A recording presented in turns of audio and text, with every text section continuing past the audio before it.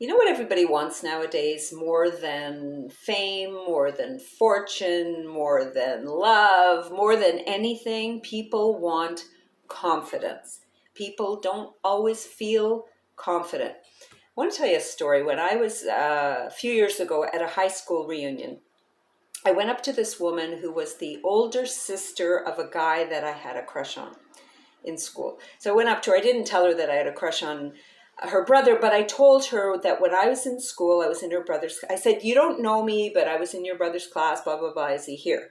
And she said, "Oh, of course I know who you are. You're Tsufit. When we were first moving to the neighborhood, you were about 8.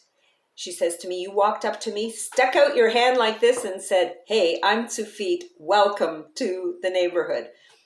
I didn't know I had that kind of confidence when I was 8. Pretty thrilling to know that I had it.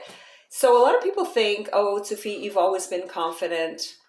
Yeah, not always, you know? And by the way, before we get into it, and today we are going to discuss 5 ways to be more confident. I'm not entirely confident that you can read the sign because I didn't draw it very well. But you know what? Confidence is not arrogance. I want to clear that up. Confidence is not cockiness. Confidence is often humility. Confidence is quiet. Confidence isn't loud and it doesn't bang you over the head. But here are 5 ways to be more confident, since you asked. Number 1, don't beat yourself up about not feeling confident. That's the very first thing. And entrepreneurs, this is probably more important for you than for anybody else. And a lot of people in my audience are entrepreneurs or want to become them. Maybe you lost the last 7 sales that you went after, and you're not confident about going into your 8th sales appointment. You know how the financial advisors say past performance is not indicative of future results? Totally not, right? Don't beat yourself up about your losses. Don't beat yourself up about lack of confidence, because then it's kind of a never-ending cycle. Number 2, let go of perfection. Now, this is such a joke that I'm talking about this because I'm the biggest perfectionist out there. In fact, I had a cleaning service in yesterday and they ended up leaving the counter yellower than when they came. It wasn't yellow when they came because they put bleach, and all day long, oh my God, it's like a big catastrophe. I'm a perfectionist. So do as I say, not as I do. Don't be a perfectionist, especially about yourself. Perfection does not exist. Now, I know this is hard because with social media, we see everyone's perfect life out there, all the perfect lives. And even before social media and regular media, we saw it in 17 magazine when we were growing up, right? Of the beautiful models, they weighed 110 pounds. They were, 5'9" and weighed 110 pounds. And we're comparing ourselves to them. Are you serious? It's hard, but don't compare yourself to others. Number 3, accept that you can't be great at everything, right? It's impossible to be great at everything. I'm good at dancing bachata, so I am very confident about that. But if you invite me to dance West Coast swing with you, I'll do it. I'll love it.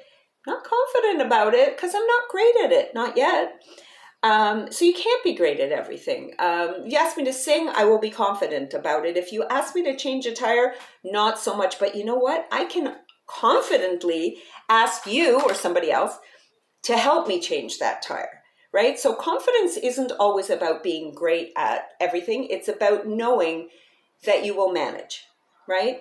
And if you don't know that you will manage, you might want to read this book, The Power of Positive Thinking. It's a little too religious based for my liking, but there's some good points in there as well. Number 4, out of the 5 top ways to be more confident, don't pay attention to what other people think.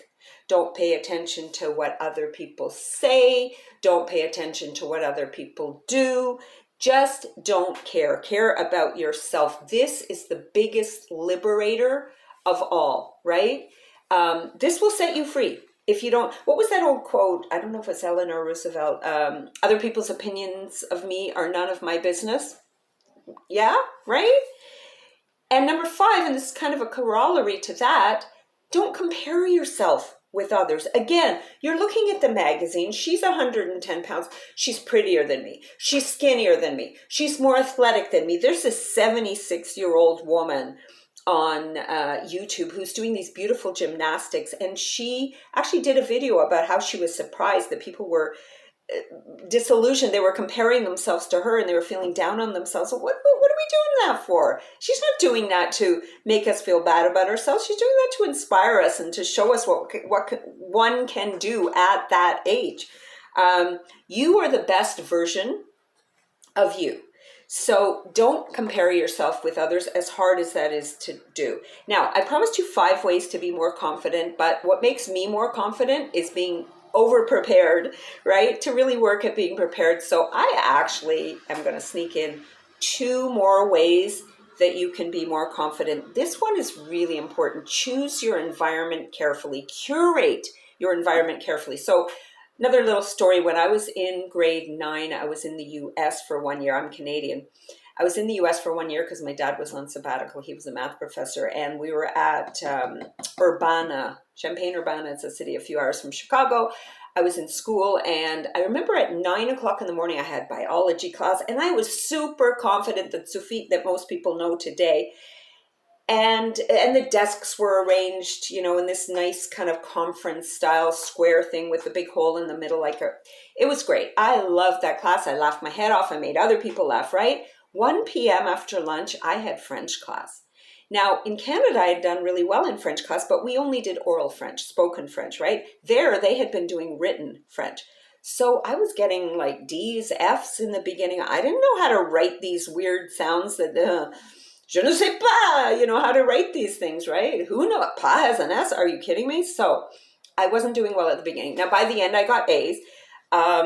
See the lack of confidence there? I have to impress you with the fact that by the end I had A's. Okay, work in progress, people.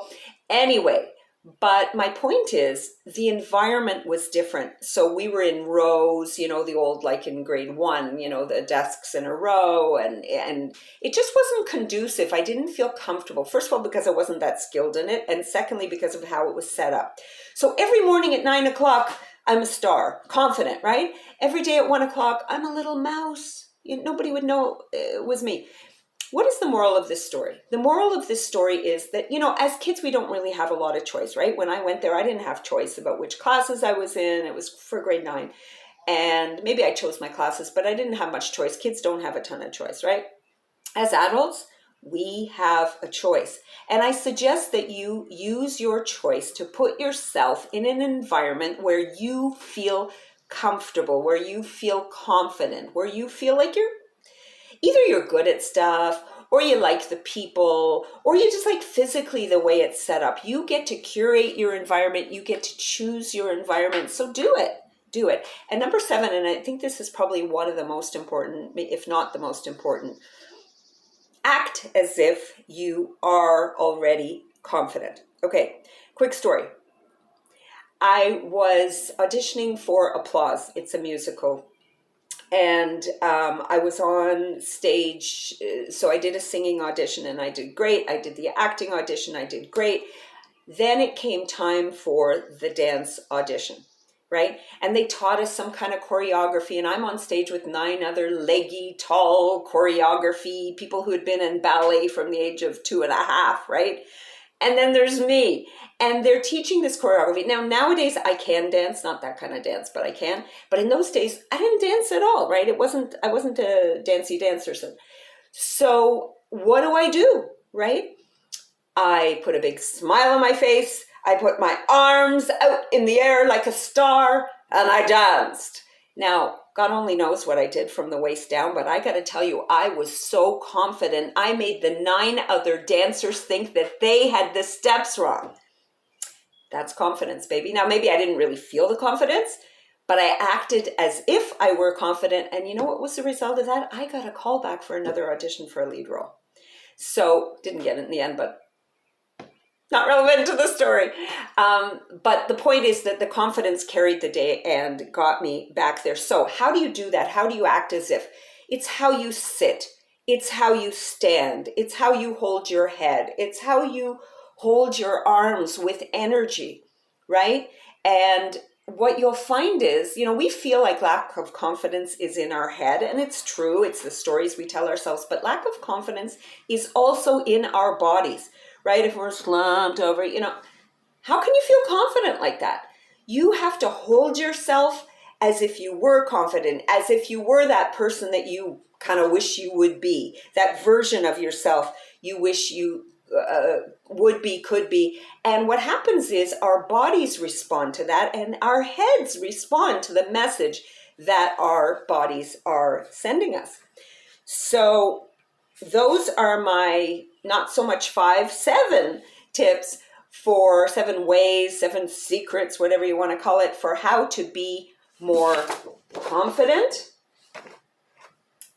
And I hope that you will post a comment. I hope that you will hit like, because let's face it, I'm not really that confident. I want your like, baby, and I'm not afraid to admit it. And I would love it if you would comment below, subscribe, and this is Sufit out. Tell me your story. Tell me why you want to be confident, what you do to feel more confident, and I will see you in the next one. Sufit out.